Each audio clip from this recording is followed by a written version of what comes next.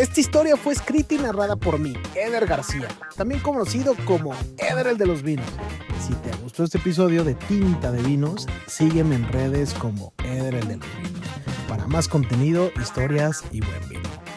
Prepárate una copa y nos escuchamos en el siguiente sorbo. Episodio 1. La botella sin nombre. Yo no quería volver al valle. En mi lista de cosas que prefería hacer antes de regresar aquí estaban pagar impuestos, reconciliarme con mi ex, hasta aprender Excel. Pero la vida, como un vino barato, no siempre tiene un buen final. Yo vivía en la Ciudad de México en un departamento de 40 metros cuadrados, con más plantas que amigos. Trabajaba vendiendo tinta para impresoras. Sí, tinta para impresoras. En pleno 2025. La clase de trabajo que te hace cuestionar tu existencia cada lunes. Y celebrar los viernes con vino de caja. Y pues como se imaginarán, tronó la empresa y me quedé sin trabajo. Mi exnovia se llevó todo el día que me dejó. Y con todo me refiero a lo importante. La cafetera, los vinos, las copas y hasta el perro. Uno que ni siquiera sabía qué raza era, pero le teníamos que dar comida como si la misma reina de Inglaterra lo hubiera dado a luz. Lo único que me dejó, o probablemente hasta se le olvidó, fue el sacacorchos. Ese sacacorchos que me regaló mi abuelo cuando tenía 10 años. Y lo recuerdo perfectamente. Estaba jugando en la sala de su casa con un puñado de corchos cuando lo vi. Algo plateado, brillante, al final de los corchos, como si fuera de un tesoro escondido. Mi abuelo Ernesto me vio cómo admiraba ese brillo del sacacorchos plateado. Se acercó con esa autoridad de hombre que ha trabajado más en las tierras que conversaciones con personas. Lo tomó, lo revisaba con calma y lo veía. Y me preguntó que si lo quería. Yo solo asentí como cualquier niño que acababa de encontrar algo que brilla. Se sentó, lo puso en mi mano y me dijo: «Es tuyo, cuídalo, porque en esta familia nos podrá faltar comida, pero nunca un sacacorchos». Y desde entonces lo he tenido conmigo. Claro, no en mi bolsa, pero sí en algún cajón guardado. Ahora, regresando a mi departamento. Esa tarde me senté en la única silla de plástico que quedaba en el departamento, con el sacacorchos entre las manos, como si fuera un talismán oxidado de otra vida. Y justo entonces llegó el mensaje. Uno de esos que te erizan la piel. El casero. ¿Ya tienes lo de la renta? Llevaba ya 30 días de atraso. Mi cuenta bancaria estaba tan vacía como mi refrigerador. Todo me estaba carcomiendo: el orgullo, el silencio, el eco del «te lo dije», que nadie había pronunciado, pero yo lo escuchaba. Y ahí estaba, con el sacacorcho entre los dedos, cuando me vino a la mente la casa del abuelo. Esa propiedad que me heredó, pero que me había prometido no volver a pisar jamás. Pero ahora era el único lugar donde podría dormir sin pagar renta. Mi abuelo Ernesto, el hombre que me enseñó que el vino se respeta, pero las emociones no se nombran, le tenía respeto, miedo y cariño de niño, hasta que mi papá falleció trabajando para él. Yo tenía 14 años. Le eché la culpa. Nunca se lo perdoné. Y en los últimos 15 años de su vida, no nos volvimos a hablar. Yo lo evitaba a toda costa. Y él, como hombre de campo, escondía sus sentimientos y su orgullo lo gobernaba. Un dato importante que se me olvidaba contarles. Durante la pandemia, por puro ocio mezclado con desesperación, hice un curso de sommelier en línea. Un niño de 19 años que sabía hacer publicidad me convenció con una campaña que decía: haz del vino tu nuevo estilo de vida. El curso fue malo. Malo como el pan de masa madre que tampoco aprendí a hacer en otro curso. Pero me hizo sentir cómodo, como en casa. Me gustaba escuchar hablar de taninos, de acidez, de terroir. Me hacía sentir que tal vez sí pertenecía a algo. Así que sí, soy sommelier por un curso en línea. Y sí, soy parte de esa estadística que dice que hay más sommeliers que niños felices en México. Ahora sí, regresando otra vez a la Epifanía, la casa del abuelo, el único lugar donde no podía pagar renta. Y así fue como terminé en un camión rumbo al valle. 2 días de camino, 2 películas malas, 3 bolsas de papas y un tipo al lado que roncaba como si estuviera exorcizando a un demonio. Al llegar me esperaba don Pedro, un viejo trabajador de la familia.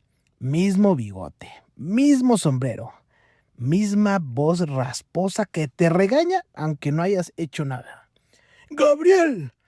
Don Pedro, con los ojos brillantes como alguien que quiere llorar pero se aguanta, me dice: ¡Uy, cómo has crecido, mijo! Eres igualito a tu padre. ¿Traes hambre? ¡Anda, súbete! Nos subimos a su camioneta y en el camino me iba contando anécdotas de cuando mi papá aún vivía.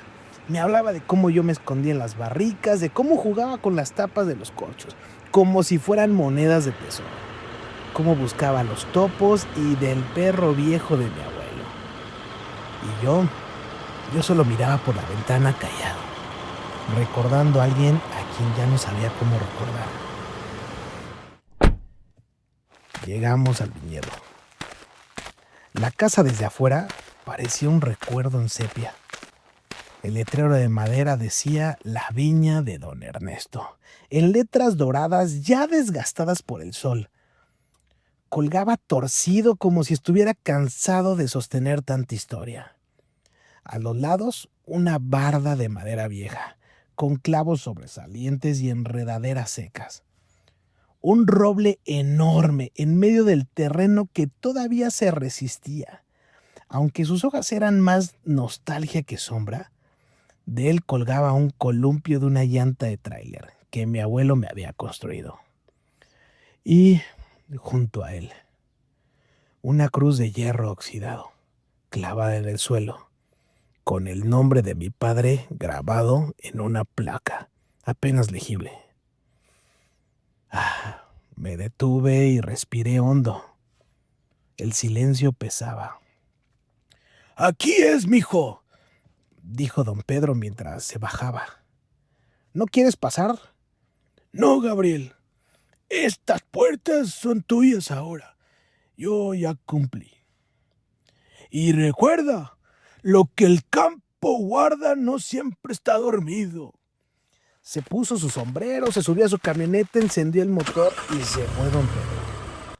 Yo me quedé solo, con el viento, los grillos y una historia que no sabía si quería descorchar. Crucé la entrada de la barda. El portón rechinó como si protestara mi regreso.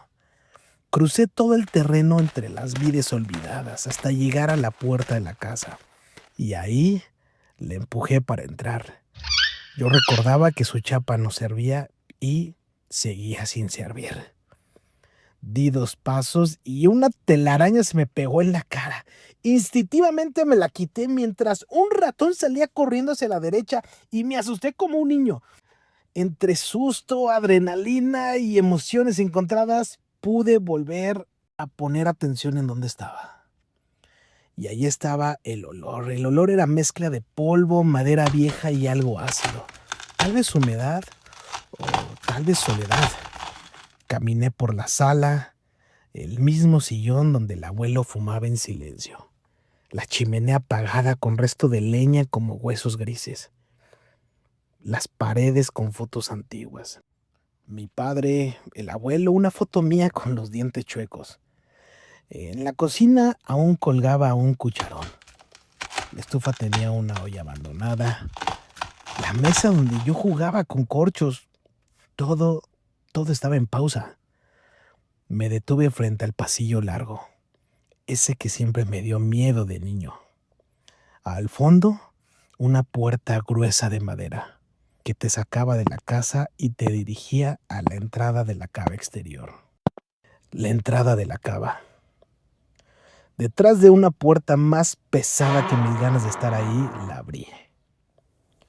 Un aire frío me golpeó en la cara como si el pasado tuviera temperatura propia. Y bajé los 3 escalones, los mismos que de niño bajaba brincando y ahora me costaba como si pesaran los años. La cava no era grande, tenía barricas a los lados, sí, pero también cajas viejas, herramientas oxidadas, botellas empolvadas y lo que en cualquier familia mexicana llamamos con cariño el cuarto de tiliches. No estaba buscando nada, solo quería ver, recordar. Leí etiquetas descoloridas, algunas con fechas que ya ni siquiera están en los calendarios.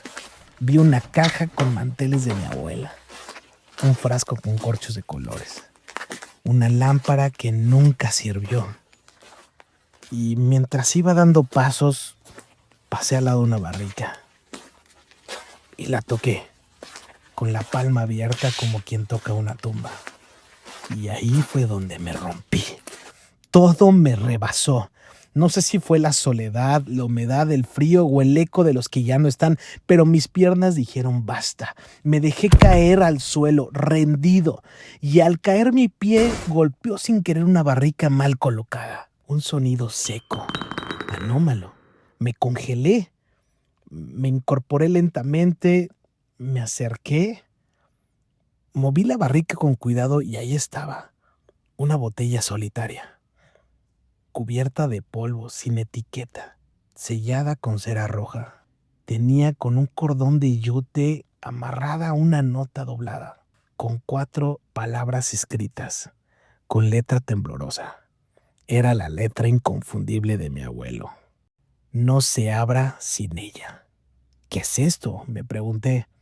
La nota se encontraba doblada, así que había más. Decidí quitarle el cordón. La abrí y empecé a leer. No sé si este vino alguna vez verá la luz, pero si lo hace, espero que lo abras tú. Porque lo nuestro no fue justo, pero sí fue real. Yo estaba en shock, no sabía ni qué pensar. Esto era como un poema, pero mi abuelo no era romántico y mucho menos poeta. Para él las cosas eran blanco y negro, era vino o no era vino. Yo estaba muy confundido, volví a leer la nota 3 veces más como si lograra descifrar algo nuevo. Y cada vez que la leía, era la voz de mi abuelo la que me lo leía. Durante estos intentos, mientras sostenía la botella, la cera roja que cubría el corcho se quebró un poco y se cayó un pedazo, por culpa de mis manos. Y ahí logré ver que tenía una palabra grabada en el corcho. No lograba ver bien qué era, pero me tuve que salir para encontrar luz y ver a través de la botella. Y ahí estaba grabado. Sofía. ¿Sofía? ¿Quién era Sofía? ¿Era un amante de mi abuelo? ¿Este vino era una carta de amor embotellada? ¿Una despedida? ¿Un secreto? Todo apuntaba a eso y honestamente esa idea me perturbaba más de lo que quería admitir. En el próximo episodio de Tinta de Vino, una enóloga que me odia desde antes de conocerme, una copa que revela más de lo que debería y una historia que comienza a descorcharse, botella por botella. Esta historia fue escrita y narrada por mí, Eder García, también conocido como Eder el de los Vinos. Si te gustó este episodio de Tinta de Vinos, sígueme en redes como Eder el de los Vinos para más contenido, historias y buen vino. Prepárate una copa y nos escuchamos en el siguiente sorbo.